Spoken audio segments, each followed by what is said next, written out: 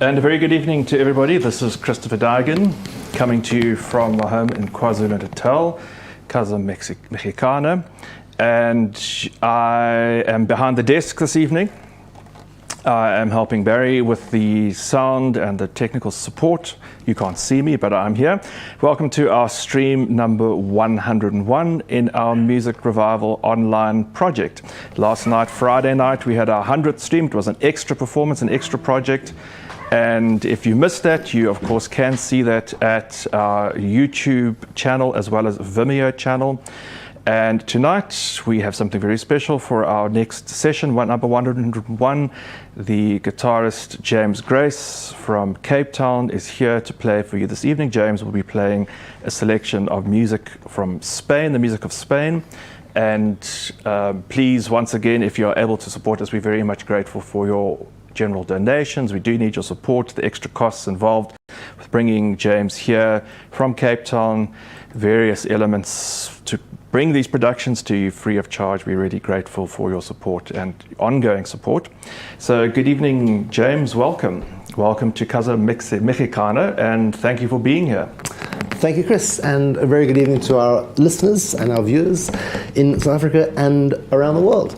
It's very special for me to be able to present this concert here in the beautiful Casa Mexicana with my very colorful backdrop and my matching jacket. And I thought I'd play a selection of Spanish music tonight for you, featuring music from my discography, particularly my Spanish-themed albums, Granada, Sevilla, and the most recent Andaluza, Music of Spain, Volume 3. And for those of you who do not know this, Andaluza was actually nominated for a SAMA, a South African Music Award, at the beginning of last year, 2020, and in August, when the award ceremony was held, it was held online, obviously, it actually won a SAMA for the Best Classical Album 2020, Andaluza, Music of Spain, Volume 3. And so I thought better way to celebrate that. I did do a few concerts last year in my home studio in Cape Town, but I thought it'd be very nice to actually include some of those pieces in this program for you this evening. So I'd like to start off the very first piece in the program tonight with the title track of that CD, Andaluza, Music of Spain, Volume 3. The name Andaluza is actually the name of Granados' Danza Española Número 5, Spanish dance number 5, from his set of 12 Spanish dances, originally composed for the piano, but perhaps like many of the works of Granados and also Isaac Albéniz, who you'll hear also in this program tonight, their pieces feature very regularly on the guitar because of the strong Spanish flamenco influence and the very rhythmical nature of their compositions, and I'll be telling you a bit more about that as we go through the program. But to start us off, here is Andaluza, Spanish dance number 5 by Enrique Granados. Thank you.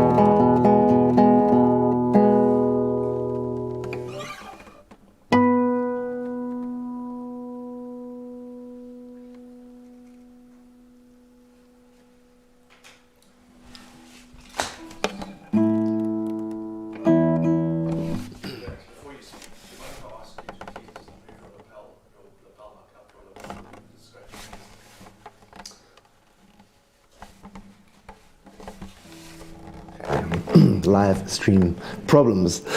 Okay, that was the Spanish dance number 5, Andaluza, from my CD, Andaluza Music of Spain, Volume 3, which, as I mentioned, won a Sama last year. And that CD, by the way, as well as all the music you'll hear tonight, those tracks are available on my albums, and those are all available on the major platforms, Spotify, iTunes, etc. So if you enjoy what you hear tonight and you haven't already got the album, just go there and you'll be able to find all the albums and more on those platforms.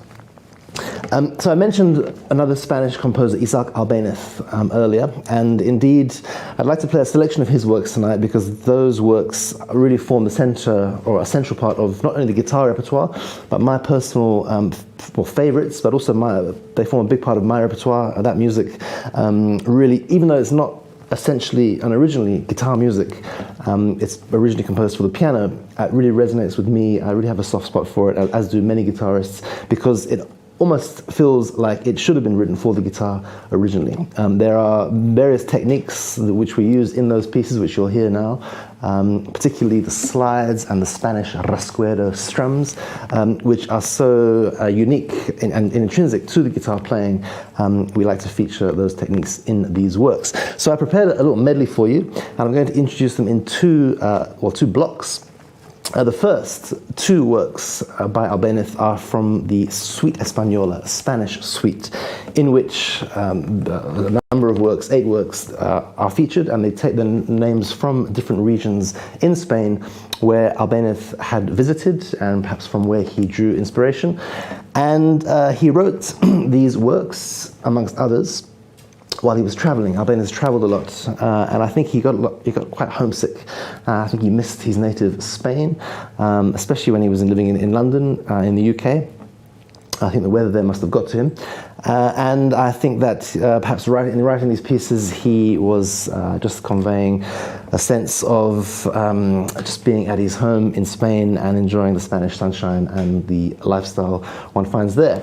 So I'd like to feature 2 pieces to begin with, Granada and Asturias. And you'll hear in Asturias particularly makes use of these Spanish rasgueros to execute the chords which are so inherent in the piece, and they actually tell the story of the legend of Asturias. In fact, the title of the piece is Asturias Leyenda, and the legend of Asturias is that the town is actually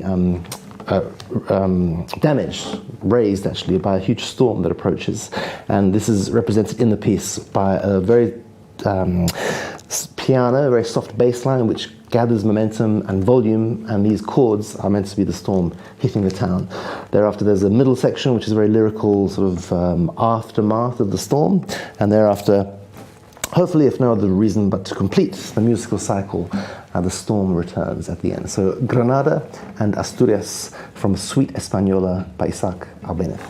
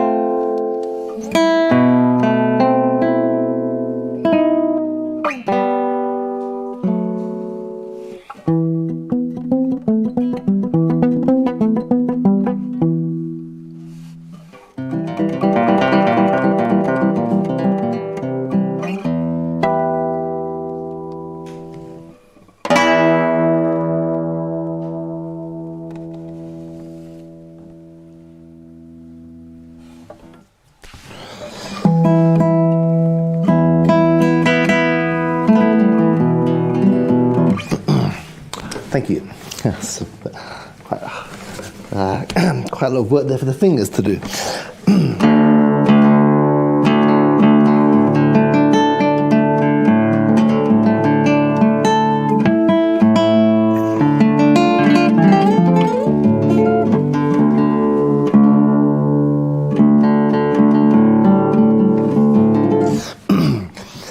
The next two pieces, also by Albéniz, are from, one of them is from a different suite, Cantos de España, Songs of Spain. And then again, I'll follow and end off the Albéniz medley. Well, not quite, there's one more little piece afterwards. But these two, I would say, character pieces, are, I think, also very special. And actually, I heard in one of Christopher's live streams, I think it was last week, or the week before last, Chris, you featured these two works, Córdoba, from Cantos de España, Songs of Spain, and Sevilla, again from the Suite Española.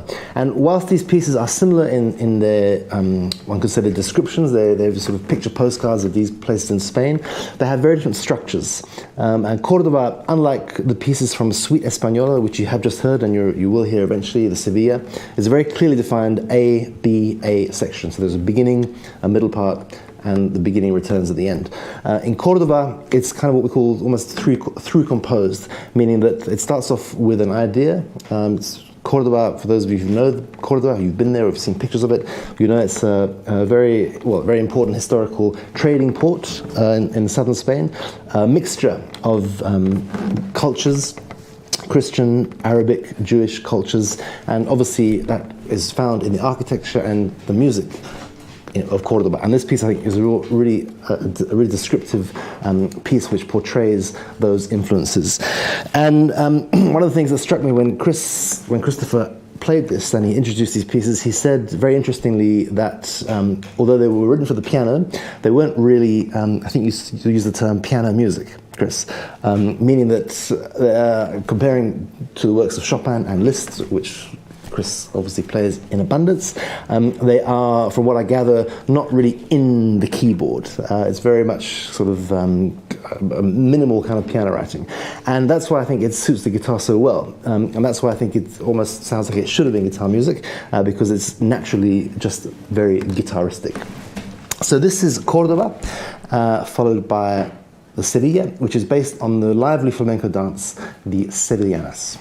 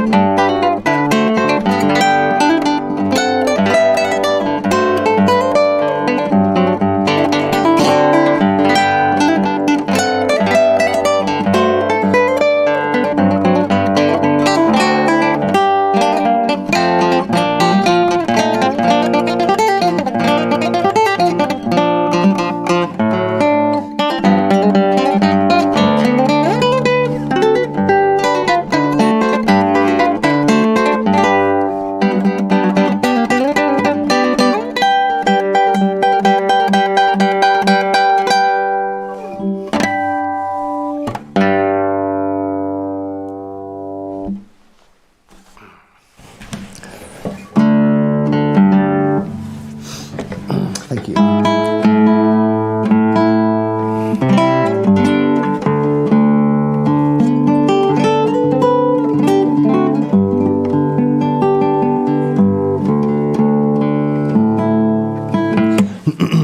So before we move on to other composers or another composer, I did mention one more little piece by Albéniz, and this is a real little gem. It's another favorite of mine. It's one of the first pieces of Albéniz that I actually learnt on the guitar. And this arrangement was by Andres Segovia. Subsequently, I made my own arrangement, but tonight I'll be playing the original Segovia arrangement.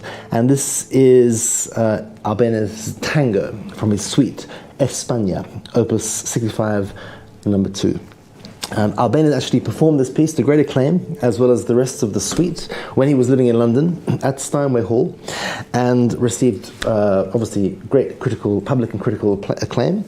And there are actually 4 other pieces in the suite, a very charming set of pieces, a particularly beautiful Capriccio Catalan.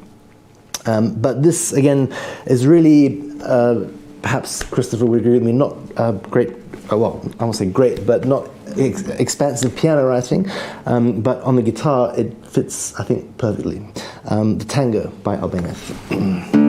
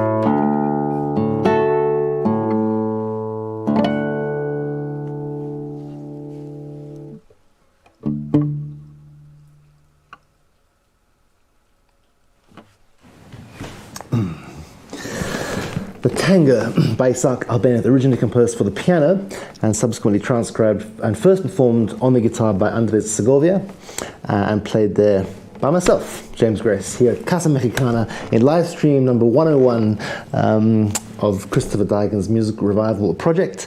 And it's great. Thank you again, Christopher, for hosting me here, and thank you, Barry, for producing this video for you tonight.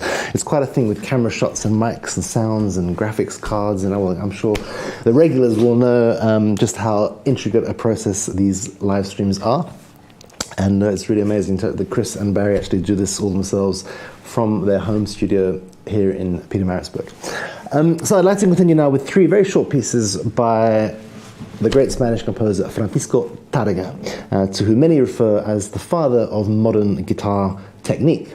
It was in fact Tárrega who extended he was the first guitarist to extend and augment the existing repertoire of the time with arrangements of works particular for keyboard by composers such as Mozart, Haydn, Schubert, and even Beethoven. But apart from that, he was a great teacher and pedagogue, and I think these three pieces really demonstrate his ability to create a very memorable piece of music from a very short melodic fragment. And although these three pieces are based on European dance forms, Tárrega still manages to give them a distinctly and unique Spanish sound and flavor. The three pieces are called in order. I'll start off with Rosita, which is a polka, which is a Czech dance. Thereafter, the Polish-inspired Adelita, which is a mazurka. And then I'll end the medley with Maria, written in the style of the French gavotte.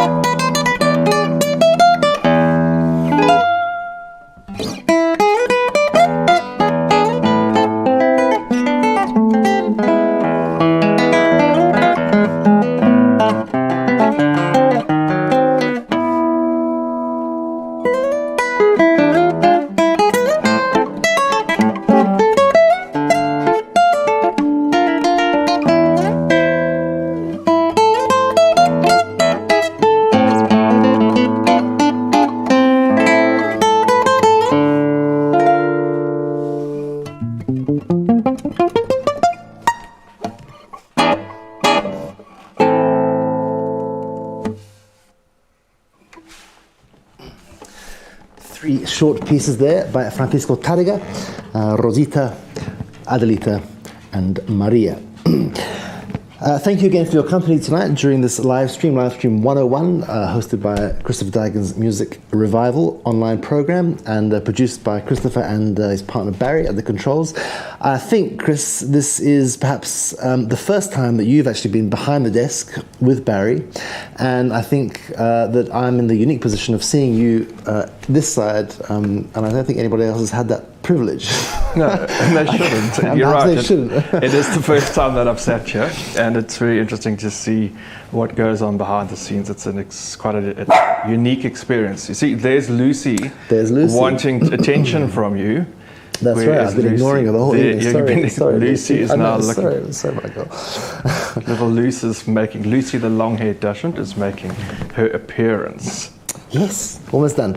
And so thank you again, and thank you, Chris and Barry, for hosting me, not only for this concert, but also this weekend during the concert we had yesterday. And always a pleasure, James. And for those of you in Maritzburg and the surrounding areas, I shall be playing this program live tomorrow morning at the Tatham Gallery in Peter Maritzburg, and that's at 11 a.m. tomorrow morning, Sunday the 14th of March, featuring works, as you heard, from the CDs Andaluza, Sevilla and Granada, and possibly 1 or 2 others, or maybe extra bonuses. But that is tomorrow morning, and booking is essential, and the details are online. Obviously, we have to be very careful with numbers, but I think there are 1 or 2 seats still available, so if you hurry, you may be able to get there in time for tomorrow's concert.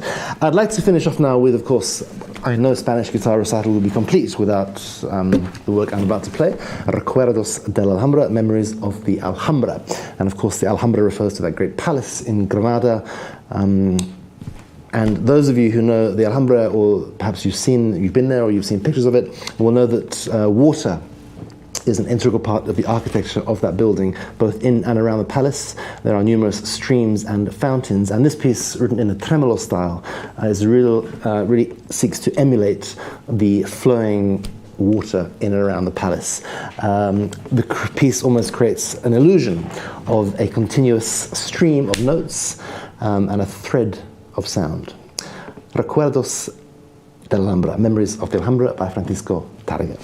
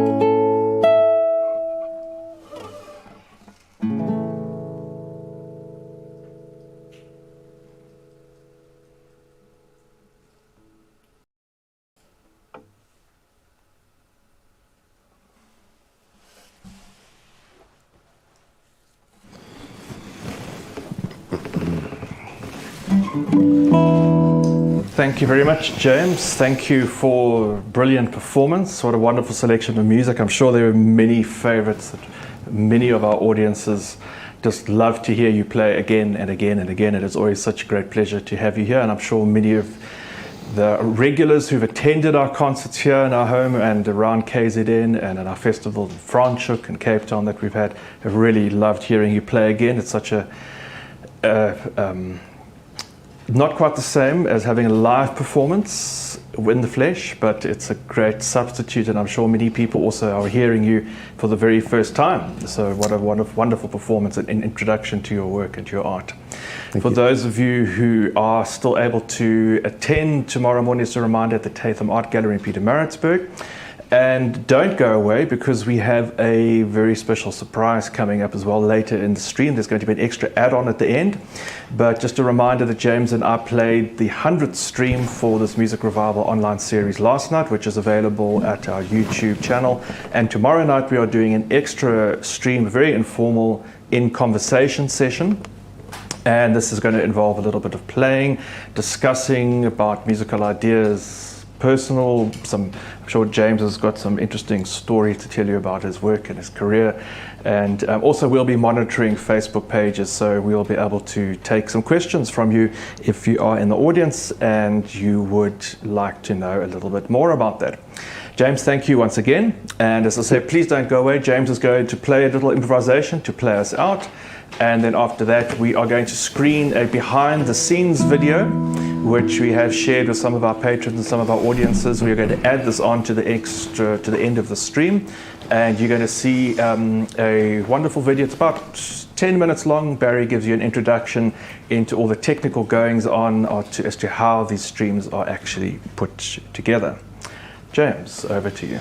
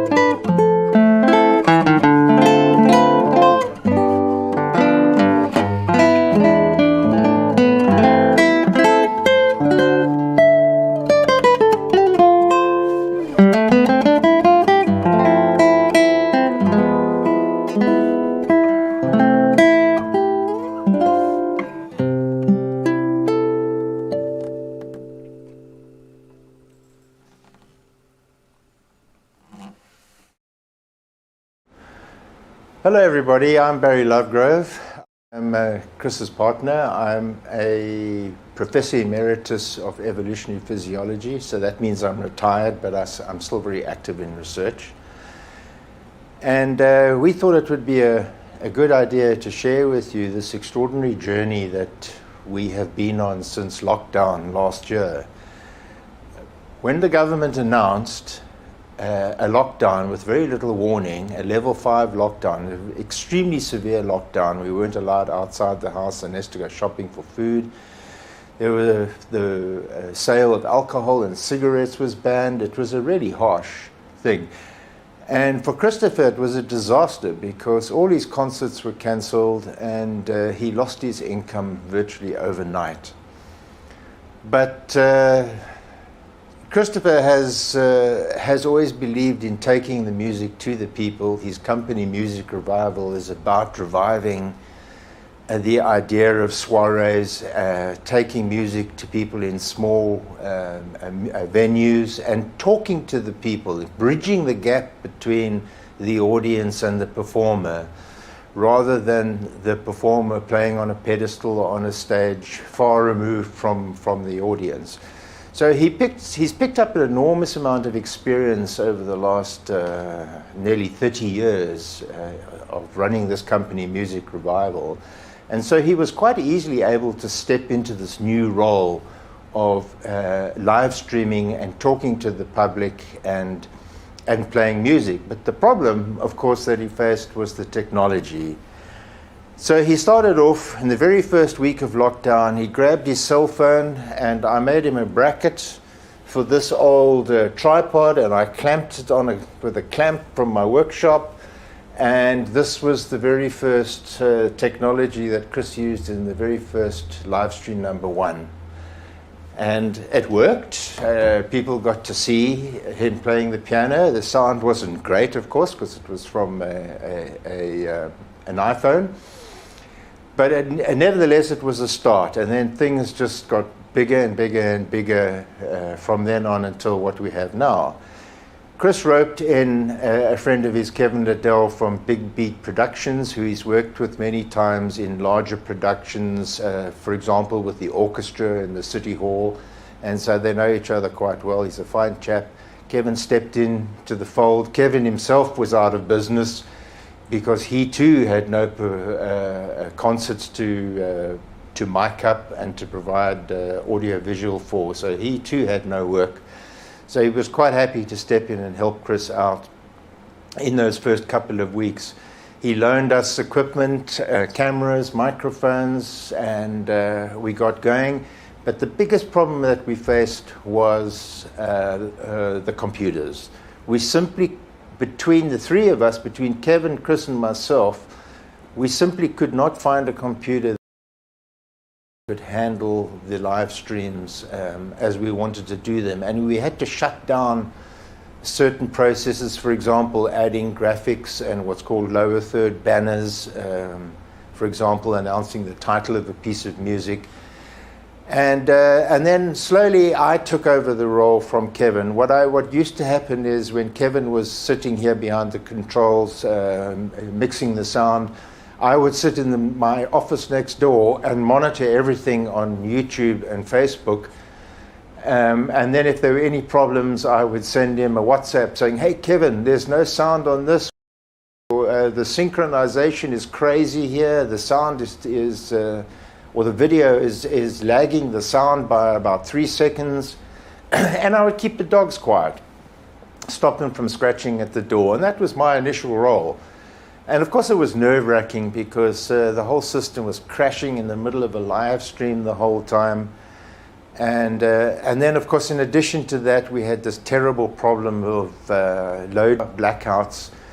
Load shedding is something unique to South Africa where the government simply cannot keep the lights on, and they have a periodic load shedding because the power stations cannot produce enough power for the country.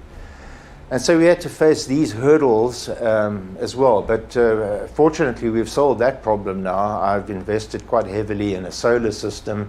So it doesn't matter what the government throws at us now. We can continue live streaming, which is great.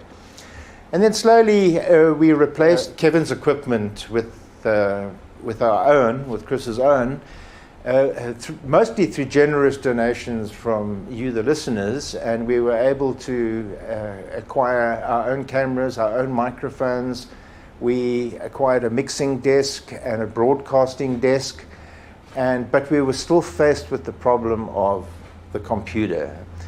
And we only recently solved that, I'd say a couple of months ago, when we acquired a computer with a graphics card system that could handle anything. It can handle much more than we actually need. And since then, we've never had a problem with synchronization of sound or the live stream crashing in the middle of a concert. And it's just been great. This new computer is just wonderful. Now, this studio of ours is... it's not CNN, you know. You're doing a broadcast live from home, and you're going to hear sounds like me tripping over a tripod or knocking my martini glass off my table. These things happen at home, and there's no chance of editing it out at all. It's live. You have to make decisions on the go, and that's been my job. And I must say I thoroughly enjoyed it, because you really are creating a product. So let me take you around the studio and show you how it works. We have 4 cameras. There's 3 that you can see here. There's one in front of the piano over there. There's this, my main telescopic camera over here. This is a DSL camera. And then we have a camera over there which focuses on the keyboard. And then the camera actually that we're using to film this normally sits here on the table next to me so that I can get to it. So that I can get to 2 cameras. And so that adds a whole new perspective on what you can see, because rather than 4 set shots, I can then add at least another 10 different varieties, or maybe 20 different varieties, to add variety to what you see. And I need to match those to the mood of the music. And I guess that's the artistic challenge for me. Fortunately, I know Chris's music quite well. I've been listening to him practice it for nearly 30 years ad nauseum. So I know, but I still have to count my bars and make the changes at the appropriate times between the different cameras and so on.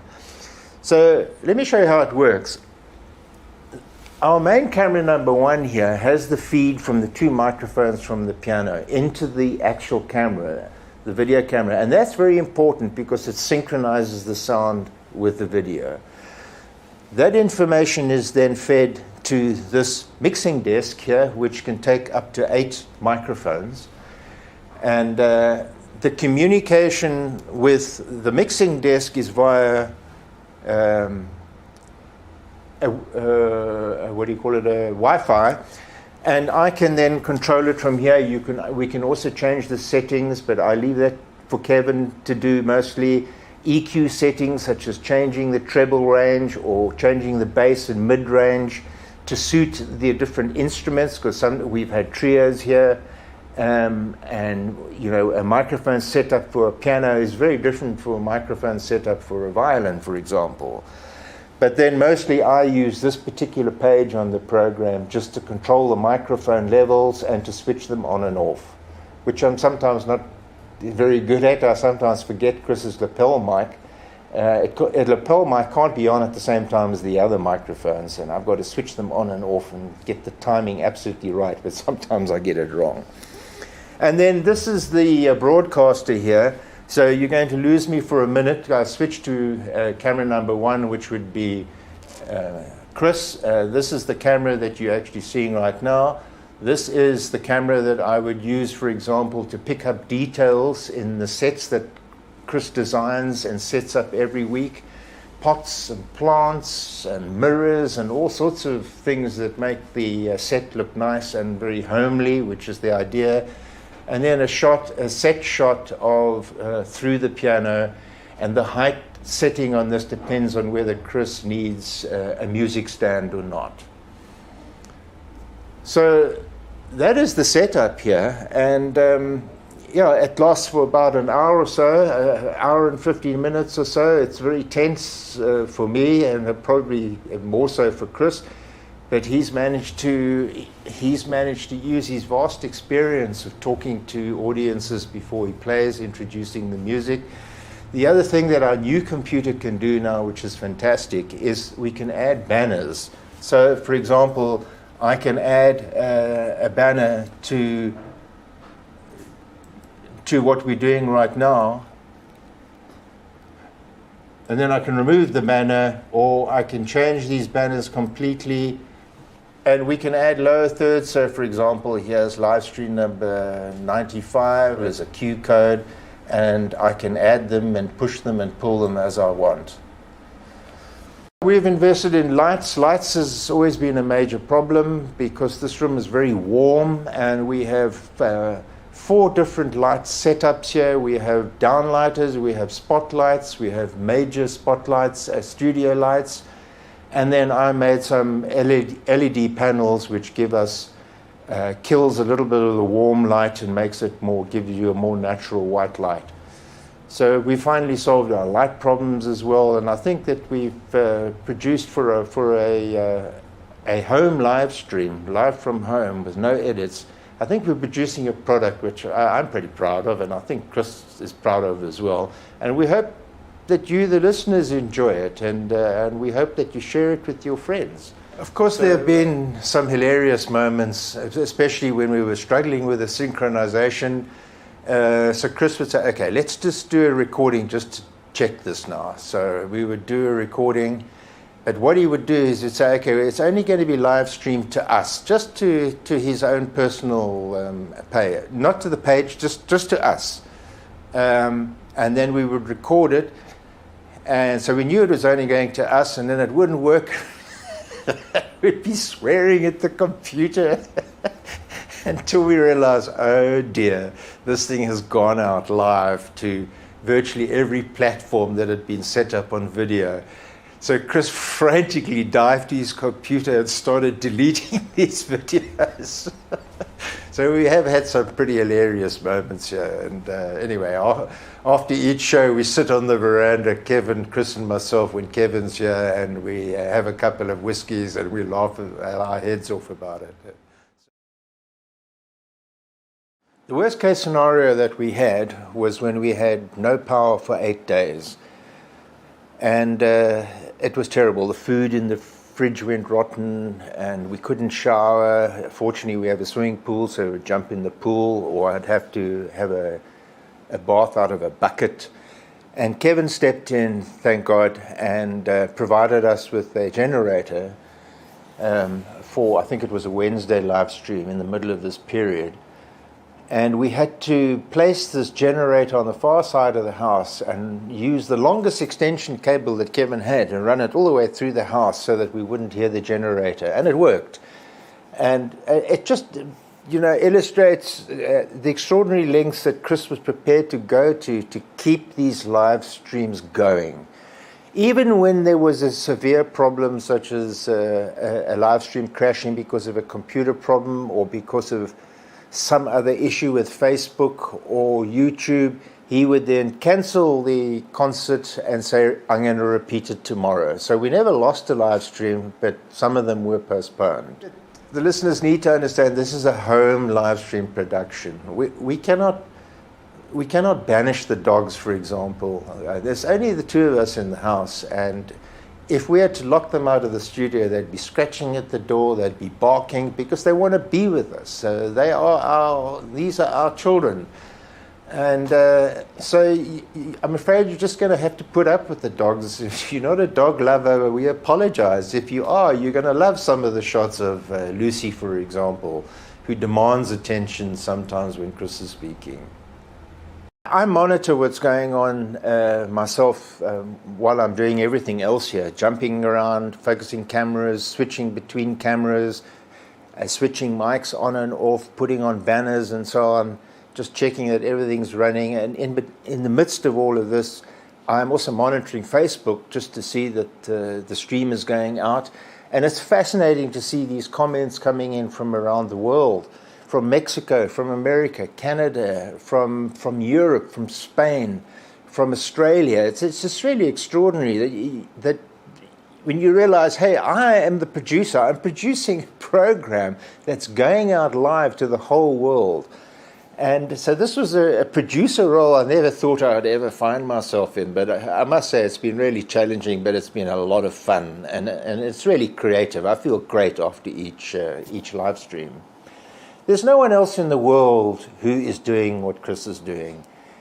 No one else has the experience. nearly 30 years of experience of talking about music and then playing it, mostly from memory. No one else can do it. And so this is what makes these live streams unique. And as we approach the 100th live stream, we need to celebrate this. It's been a long journey, but it's been an extraordinary journey. And you really need to take your hat off to Chris. He's been quite remarkable.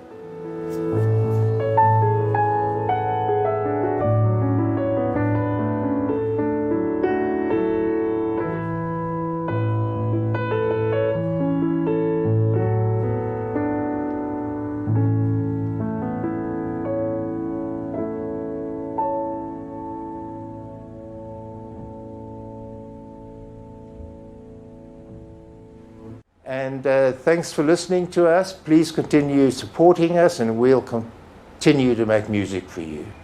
Thank you.